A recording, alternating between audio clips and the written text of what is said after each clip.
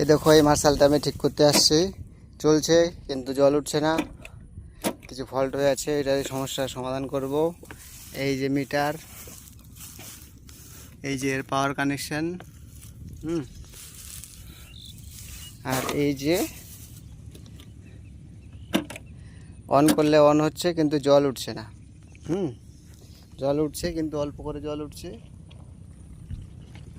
খুবই অল্প জল উঠছে, সামান্য। এই জলে তো 1 বিঘা জল দিতে গেলেও সারাদিন লেগে যাবে।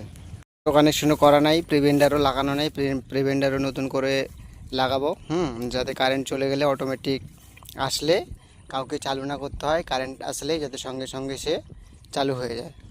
আমাদের অটো লাগা হয়ে গেছে, অটো কাজ করছে। এই যে এটা ম্যানুয়াল,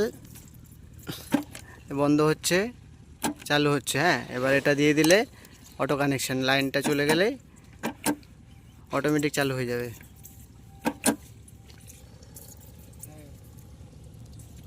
তো আচ্ছা, আগের থেকে এখন জলও বেশি উঠছে, আগে হালকা হালকা করে জল আসছিল। এই যে এখন আগের থেকে অনেক বেশি জল বেরোচ্ছে। এই যে দেখো পাইপ ভরে জল বেরোচ্ছে।